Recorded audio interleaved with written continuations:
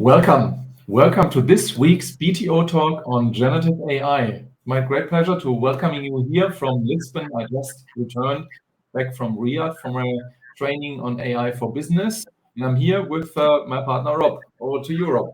Yes, Michael, thanks, and welcome back to Rob Thurner in London here, working with Cambridge Judge Business School and clients worldwide on their digital transformation. Now, Michael, straight back off the plane. I hope you're a little rested after what was probably a lengthy journey. And I know you've been reading on the plane about agents. So what news on agents to kick us off before we move into the rest of our session? We'll be focusing more on roles and how we bring the human into the AI transformation. Yeah, Agents. Thanks, Rob. Both super interesting topics. They play into each other, of course. So let's have a quick look at agents. It's a huge topic. It's often named the topic of 2025. And we decided to make that an own conversation, most likely in the next session, also with our third partner, Markus, where we go a little bit deeper. There's a lot happening there. OpenAI integrates the idea of agents. Microsoft in the Copilot integrates agents. So from a technical point of view, there is a lot of development. There's a number of frameworks where you can build agents. There is momentum, and there is also a lot of challenging conversations about agents. To do that, you need to have a better understanding. So we'll go a little bit deeper probably next week. This week, we have another super relevant topic. And Rob, I think you have some insights to get us started with the conversation. Yes, Michael. So big report out this week from the World Economic Forum looking at the future of jobs. And looking ahead 5 years, what will the complexion be of the job market? Well, this report reckons that 170 million jobs will be created and 92 million will be lost. So that makes us think, okay, well, where's the smart money? If you're at university right now, what are you going to be studying to ready yourself for these 170 million? Interestingly, not all the job creation is in the areas that one might expect. So data scientists, technical AI skills. No, the larger number are in roles where soft skills are more prevalent. So we're looking here at creative thinking. We're looking at problem solving, agility, curiosity. So this raises the question then, if those jobs are going to be in demand and if those skills are going to be cherished in the next 5 years, how do those skills map with the technical skills, which of course we all need in order to be more efficient and proficient in what we're doing? I think it's well known that it's not the AI that gets your job, it's those who know how to use the AI. So that makes us think then, well, how do we build more human-centric approaches and how do we leverage the soft skills and that side and enable the AI to support rather than rely on the AI to do all the jobs? And Michael, this gets us thinking about what you've been doing for the last couple of days, and perhaps you could unpack for us what you've been working on there and what are the learnings for our group here. Yeah, I think you really raise a couple of key questions, Rob, based on this report.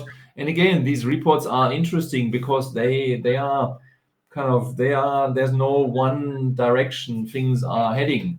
Yeah. So what is clearer is that these soft skills you are mentioned become even more important than they already are, and that reflects really nicely in the training. Yeah, so it was a training for leaders and aspiring upcoming leaders of an organization on AI for business with a key focus on human-centric AI strategies.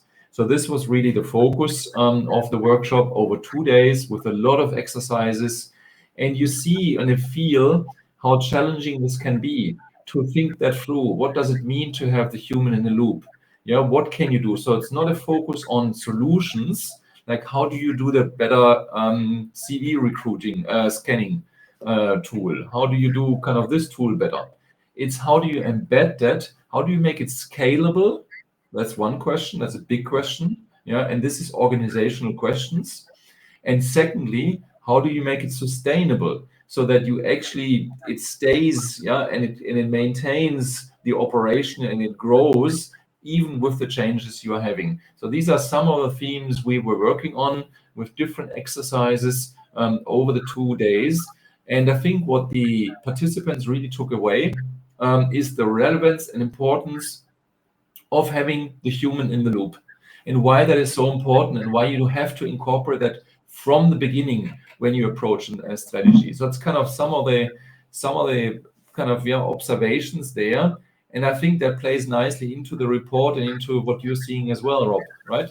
Yeah, no, that's super interesting. So if we look at these two areas, then scalable and sustainable. So scalable, as with any adoption, any new way of tackling a challenge, we need to have a core group who get on board first and role model this and show how it can be done.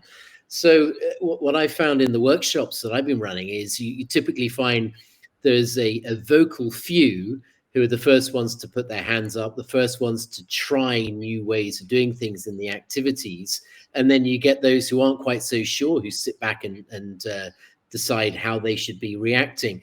If we take that analogy to an organization level, do you see that the scalable piece comes in that way? We get the early adopters and the rest follow, or do we see that actually we need a more thought through approach where we build the infrastructure and the process and try and get everyone on board? And if you don't get on board, you're not going to be fit for the organization.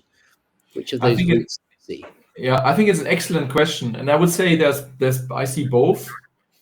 So there is, of course, at the moment still this trend to do kind of go into it, do pilots, explore that, because it takes a lot of time to bring that knowledge and expertise across the board, so that basically everyone can use it.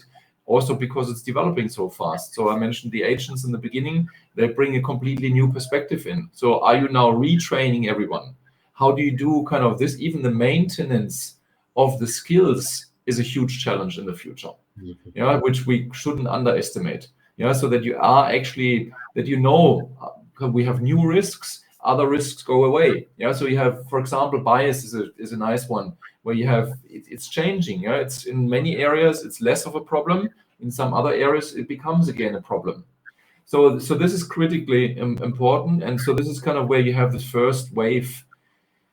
The key one for scalability is, and I use the Rewired framework from McKinsey and the book as an inspiration, not as an input, one of the inputs, and I think that's a solid work you can use. And it's clearly around the operating models. How is the operating model work? And this is not that dissimilar from other scaling exercises.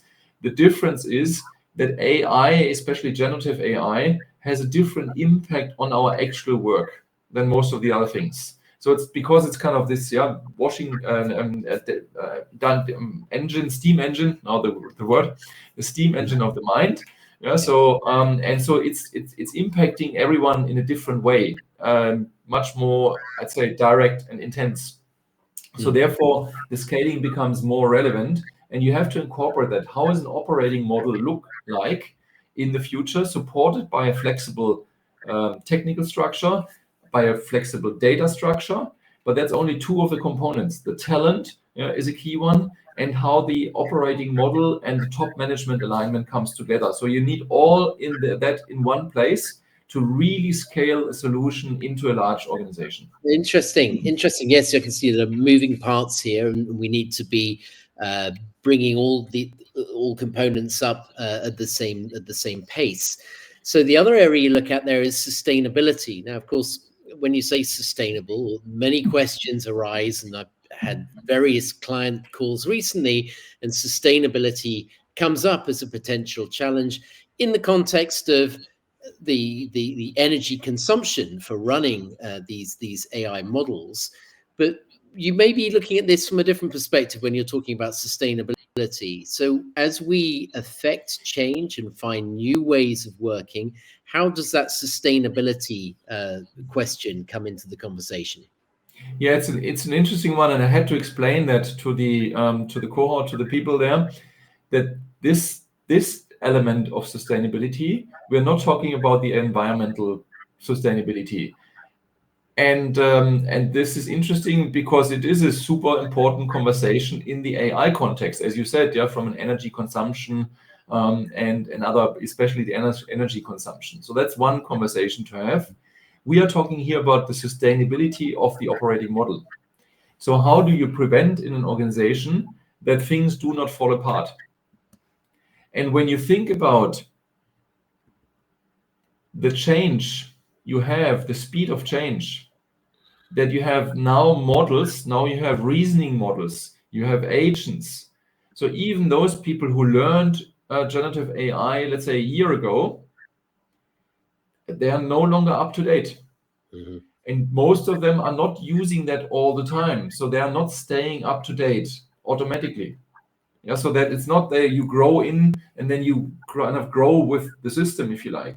Yeah, there's a new gap. It's probably smaller than the gap before because you have some base knowledge.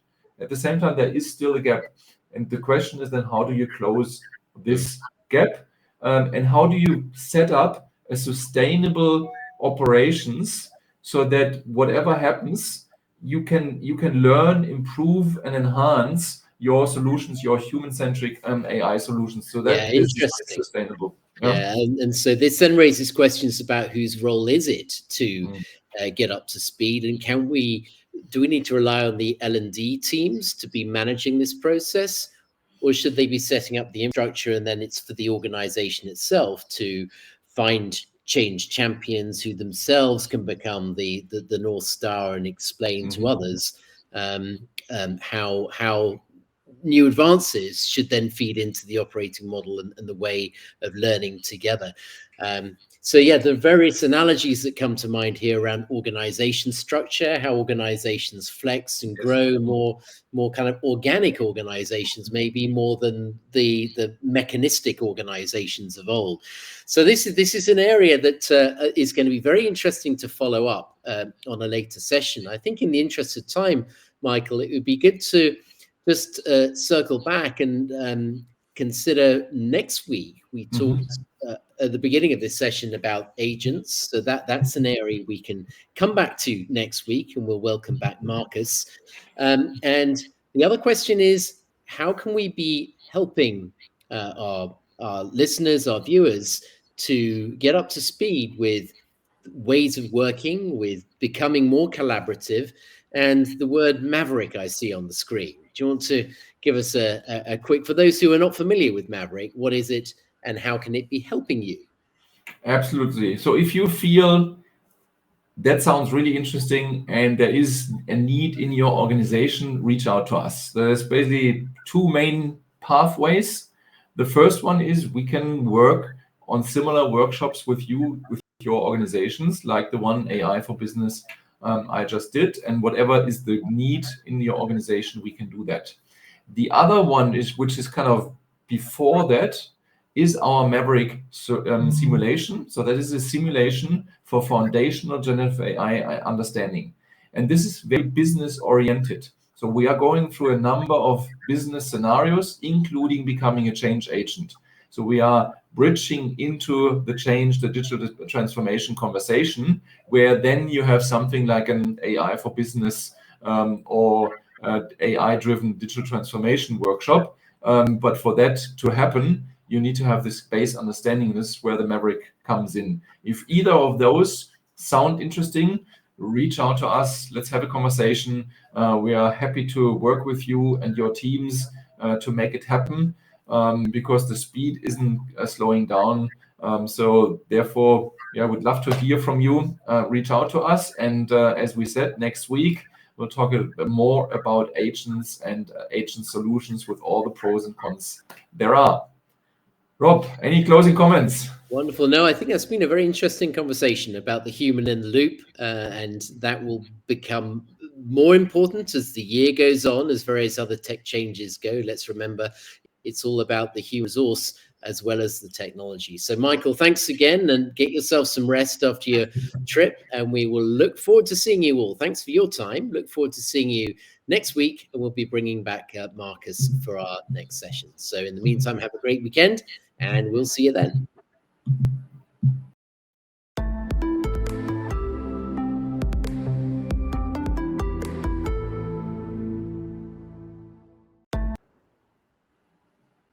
Oh, there's some music now.